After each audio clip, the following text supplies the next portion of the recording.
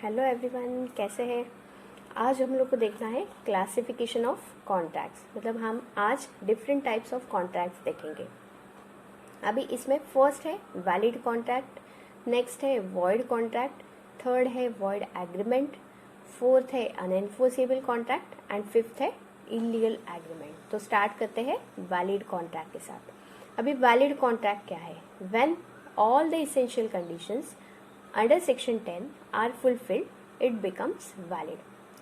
तो अभी आप लोग पूछोगे ये सेक्शन 10 की कंडीशंस क्या है। तो इसके लिए मैंने फर्स्ट लेक्चर में ये सेक्शन 10 की कंडीशंस डिटेल में आपके साथ डिस्कस की है। अगर आपको फिर से देखना है तो मैंने अपने डिस्क्रिप्शन बॉक्स में वो लिंक डाली है, आप लोग वहाँ जाके उसे देख सकते हो। अभी सेक्शन 10 की कंडीशंस क्या है कि 2 पार्टीज होनी चाहिए, वहाँ पर ऑफर एंड एक्सेप्टेंस होना चाहिए, उसके बाद वहाँ पर लॉफुल कंसिडरेशन होना चाहिए, लॉफुल ऑब्जेक्ट होना चाहिए, कॉम्पिटेंट पार्टीज होनी चाहिए और फ्री कंसेंट होना चाहिए। अगर ये सभी कंडीशंस फुलफिल हो जाए तो वो कॉन्ट्रैक्ट कैसे बन जाता है? वैलिड कॉन्ट्रैक्ट बन जाता है। उसके बाद आता है void contract. Void contract means a contract which ceases to be enforceable by law. मतलब क्या? जब मैंने कॉन्ट्रैक्ट करने के लिए डिसाइड कर दिया तो वो कॉन्ट्रैक्ट कैसा था? वैलिड था। लेकिन बाद में कुछ सिचुएशन ऐसी बन गई कि वो कॉन्ट्रैक्ट परफॉर्म करना मुझे इम्पॉसिबल हो गया। तो वो कॉन्ट्रैक्ट कैसे बन गया? वॉइड कॉन्ट्रैक्ट बन गया। अभी आप लोग पूछोगे मैडम ये क्या है, पहले वैलिड था बाद में वॉइड बन गया, बहुत कंफ्यूजिंग लग रहा है। इसके लिए हम लोग एग्जाम्पल देखते हैं। अभी एग्जाम्पल में हम लोग लेते हैं कि मिस्टर एक्स है और मिस्टर वाई है। मिस्टर एक्स जो है वो बहुत बड़े सिंगर है, बहुत अच्छे सिंगर है, और मिस्टर वाई का थिएटर है। अभी दोनों के बीच में कॉन्ट्रैक्ट हुआ कि 3 दिन के लिए मिस्टर एक्स जो है मिस्टर वाई के थिएटर में कॉन्सर्ट करेंगे। पहला दिन गया, पहले दिन कॉन्सर्ट बहुत अच्छा हुआ, बहुत अच्छा रिस्पॉन्स मिला। Mister X and mister Y दोनों बहुत खुश थे, बहुत हैप्पी थे। फिर दूसरा दिन आया, लेकिन दूसरे दिन मिस्टर एक्स को वो कॉन्ट्रैक्ट परफॉर्म करना इम्पॉसिबल हो गया। वो बहुत बीमार पड़ गए, उनको गाना भी इम्पॉसिबल हो गया। तो फिर उन्होंने मिस्टर वाई को वो इन्फॉर्म कर दिया। तो वो कॉन्ट्रैक्ट कैसे बन गया? वॉइड बन गया। इसका और एक एग्जाम्पल लेते हैं कि जैसे मिस्टर ए है, मिस्टर बी है। मिस्टर ए का घोड़ा है, मिस्टर ए ने बी के साथ कॉन्ट्रैक्ट किया है कि मिस्टर ए जो है वो अपना घोड़ा मिस्टर बी को फॉर ₹5,000 बेचने वाले हैं। लेकिन कॉन्ट्रैक्ट होने के बाद वो घोड़ा मर गया। मतलब जो उनका ऑब्जेक्ट था, उसका कॉन्ट्रैक्ट जिसके लिए होना था वो ही नहीं रहा। तो फिर कॉन्ट्रैक्ट परफॉर्म होगा? नहीं होगा, घोड़ा ही नहीं रहा। तो वो कॉन्ट्रैक्ट कैसे बन गया? वॉइड कॉन्ट्रैक्ट बन गया। उसके बाद आता है void agreement. An agreement which is not enforceable by law is said to be void. अभी ये क्या है? अभी सेक्शन 10 में जो इसेंशियल कंडीशंस दिए थे उसमें हम लोगों ने देखा था कि वहाँ पर कॉम्पिटेंट पार्टीज होनी चाहिए। उसमें एक कंडीशन था कि all parties should be major. मतलब क्या कि सभी parties above the age of 18 years होनी चाहिए, ये हमने देखा था। लेकिन अगर मैं माइनर के साथ कॉन्टैक्ट करती हूँ, मतलब जो person below the age of 18 years है उसके साथ मैंने एग्रीमेंट कर दिया, तो वो एग्रीमेंट कैसे रहेगा? वॉइड एग्रीमेंट बन जाएगा। वॉइड एग्रीमेंट जो है वो पहले से ही, मतलब बिगिनिंग से ही वॉइड रहता है। उसे बोलते हैं वॉइड एब इनिशियो। मतलब क्या? Void from the beginning.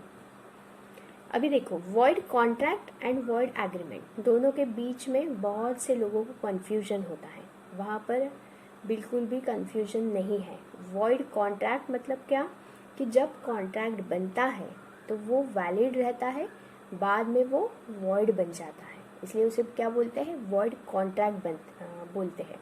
और वॉइड एग्रीमेंट जो है वो पहले से ही वॉइड रहता है, इसलिए वो कॉन्ट्रैक्ट बन ही नहीं पाता, इसलिए उसे बोलते हैं वॉइड एग्रीमेंट। वॉइड एग्रीमेंट जो है वो वॉइड एब इनिशियो रहता है, that is void from the beginning रहता है। क्लियर है? मुझे लगता है आपको क्लियर हुआ होगा। नेक्स्ट आता है unenforceable contract. Contract becomes unenforceable due to some technical defects.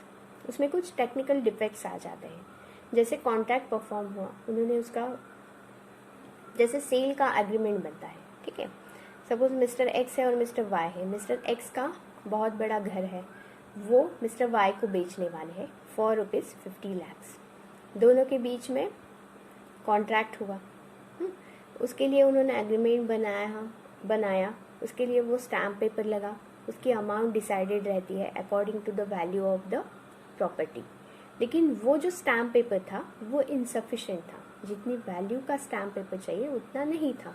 तो वो कॉन्ट्रैक्ट कैसे बन गया? फिर अनएनफोर्सेबल कॉन्ट्रैक्ट बन गया. लेकिन ये टेक्निकल डिफेक्ट रिमूव करके वो कॉन्ट्रैक्ट कैसे बन सकता है? वैलिड बन सकता है. मतलब वहाँ पर सफिशिएंट स्टैम्प पेपर अगर लगाया जाए तो वो कॉन्ट्रैक्ट कैसे बन जाता है?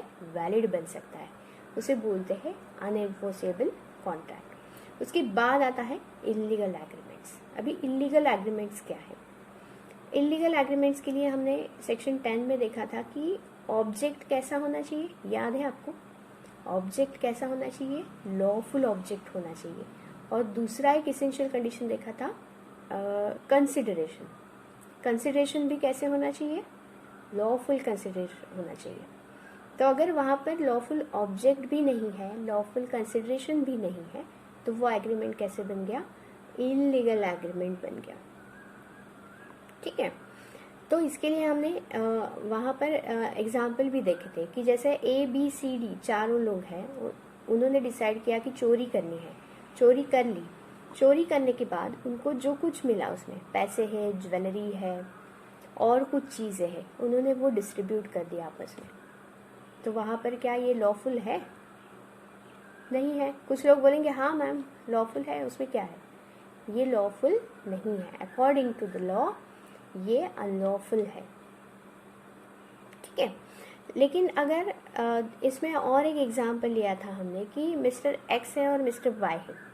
दोनों के बीच में कॉन्ट्रैक्ट हुआ. मिस्टर एक्स ने मिस्टर वाई को बोला कि जाके मिस्टर जेड का मर्डर कर दो, मैं उसके लिए तुम्हें 10 लाख रुपीज़ पे करने वाला हूँ. अभी ये जो कंसिडरेशन आया, ये जो ऑब्जेक्ट है, whether it is lawful, unlawful, legal है, वो नहीं है. वहाँ पर ऑब्जेक्ट और कंसिडरेशन दोनों अनलॉफुल है. इसलिए वो एग्रीमेंट कैसे बन गया? फिर इल्लीगल एग्रीमेंट्स. लेकिन इसमें क्या होता है कि all illegal agreements are void, but all void agreements are not illegal. ठीक है. ये कैसे क्या? तो हमने जो माइनर्स एग्रीमेंट देखा है, तो वो इल्लीगल है? नहीं है. वो सिर्फ वॉइड है, क्योंकि वहाँ पर एसेंशियल कंडीशन जो है वो फुलफिल नहीं हुई है. लेकिन जो इल्लीगल एग्रीमेंट देखा, मतलब वहाँ पर ऑब्जेक्ट और कंसिडरेशन दोनों कैसे है? इल्लीगल है. तो वो इल्लीगल एग्रीमेंट कैसे रहेगा? वॉइड रहेगा. इसलिए क्या बोलते हैं? All illegal agreements are void, but all void agreements are not illegal. Clear हुआ? तो आज हम लोगों ने अपने लेक्चर में क्या देखा है? Valid contract, void contract, void agreement, unenforceable contract and illegal agreement. अगर आपको मेरा ये लेक्चर अच्छा लगता है, ये वीडियो आपको अच्छा लगता है, तो प्लीज़ उसे लाइक कीजिए, शेयर कीजिए और सब्सक्राइब कीजिए. बाय.